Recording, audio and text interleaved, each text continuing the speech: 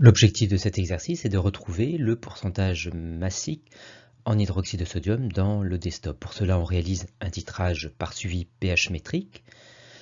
Dans le bécher, un volume de 5 ml de destop dilué 20 fois, plus de l'eau distillée pour que la sonde soit complètement immergée.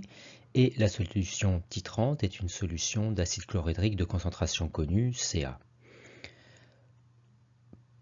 On a obtenu la courbe qui est donnée ici, et pour déterminer le volume équivalent, on utilise la méthode des tangentes. Pour cela, on se place avant le saut de pH et on trace une tangente en un point quelconque juste avant le saut de pH, comme ce point-ci, et on déplace la règle parallèlement à cette tangente jusqu'à pouvoir tracer une deuxième tangente de l'autre côté du saut de pH, et il nous reste à tracer la droite équidistante à ces deux tangentes qui coupent la courbe de suivi pH métrique au point équivalent.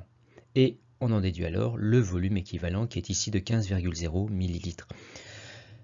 Volume équivalent que l'on va exploiter, sachant qu'à l'équivalence, les deux réactifs de la réaction de titrage, ici HO- et H3O+, sont alors introduits dans les proportions stoichiométriques, c'est-à-dire que le rapport de leur quantité de matière à ce moment est égal au rapport de leur nombre stoichiométrique, ici de 1 sur 1. Petit b pour rappeler que les ions H- sont apportés par le volume Vb, et grand E ici en indice pour rappeler que les ions H3O+ sont apportés dans le volume Ve. On en déduit que la quantité d'ions HO- est égale à celle des ions H3O+, et que celle des ions H3O+ est égale à C fois V, avec la concentration égale à 1 fois Ca, d'après la stoichiométrie de l'acide chlorhydrique, fois le volume Ve. On en déduit la concentration des ions hydroxyde dans le destop dilué, en divisant cette quantité de matière par le volume titré, qui est ici Vb. Or, d'après l'équation de dissolution de l'hydroxyde de sodium, le soluté de ce produit ménager, on voit qu'une mole de soluté, une mole d'hydroxyde de sodium, libère autant de moles d'ions hydroxyde en solution. On en déduit que la concentration molaire de l'hydroxyde de sodium dans le destop dilué est la même que celle des ions hydroxyde que nous venons d'exprimer. On en déduit la concentration molaire d'hydroxyde de sodium dans le destop non dilué en multipliant cette expression par le facteur de dilution qui est de 20. Et enfin, on en déduit la concentration en masse d'hydroxyde de sodium en multipliant la concentration molaire par la masse molaire de soluté, ici l'hydroxyde de sodium. On voit dans l'expression de droite un rapport de volume que l'on peut donc laisser en millilitres, car les unités vont se simplifier alors dans le rapport. Ca en mol par litre et une masse molaire en grammes par mol. Mol fois mol moins 1 se simplifie, il reste bien des grammes par litre, l'unité d'une concentration en masse. On fait l'application numérique et on trouve une concentration en masse de 240 grammes par litre, écrite ici avec deux chiffres significatifs.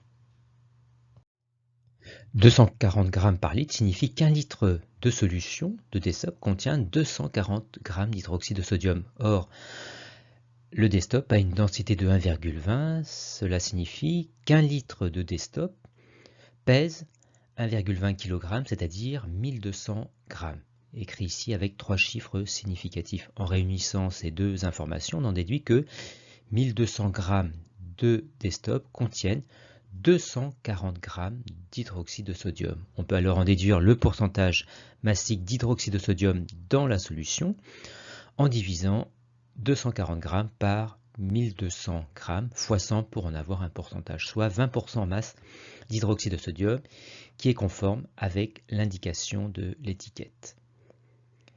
On aurait pu déterminer le volume équivalent à l'aide d'un indicateur coloré, dont le choix se fait à partir du pH à l'équivalence, qui est ici de 6,6, pH à l'équivalence qui doit être dans la zone de virage de l'indicateur coloré.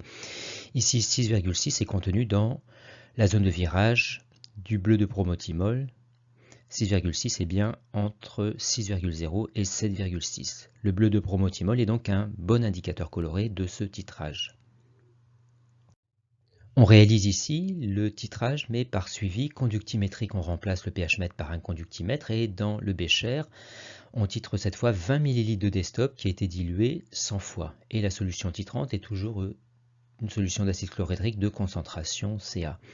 Pour justifier l'allure de la courbe conductimétrique, on s'intéresse à ces trois moments différents, un volume de solution titrante nul, inférieur à VE et supérieur à VE.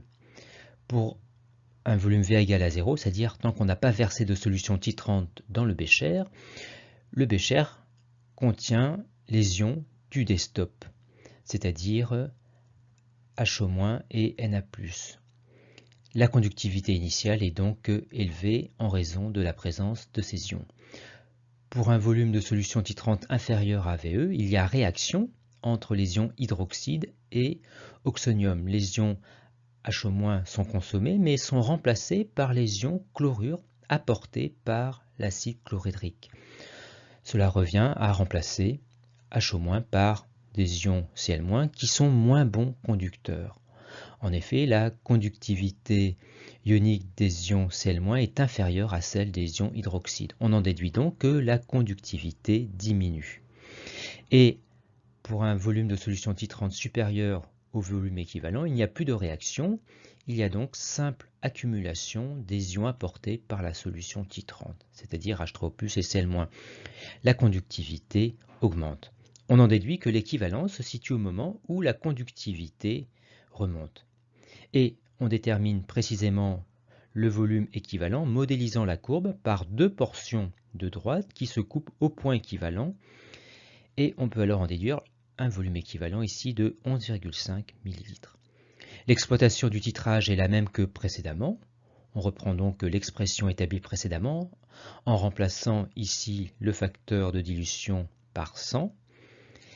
Et le volume VB est ici de 20 ml et le volume équivalent est maintenant de 11,5 ml. On fait l'application numérique et on trouve une concentration en masse de 230 g par litre, légèrement inférieure à 240 g par litre, la valeur attendue.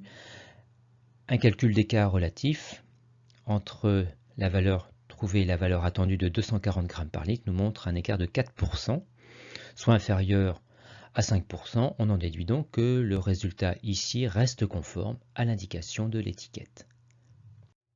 En réalité, les ions oxonium ne titrent pas que les ions hydroxyde comme on l'a fait dans la première partie, mais également de l'ammoniac présent dans le Destop, car l'ammoniac fait partie du couple acido-basique et peut donc réagir avec les ions oxonium selon l'équation écrite ici. Et l'énoncé nous dit que les ions oxonium réagissent d'abord avec les ions hydroxyde, puis avec l'ammoniac. Déterminons dans un premier temps les deux volumes équivalents à l'aide d'un tableau de proportionnalité. Un premier volume équivalent qui correspond sur le schéma à une longueur de 4,9 cm. Une échelle ici qui est que 20 ml correspondent sur le schéma à 7,65 cm. Un produit en croix nous permet de calculer le premier volume équivalent égal à 12,8 ml.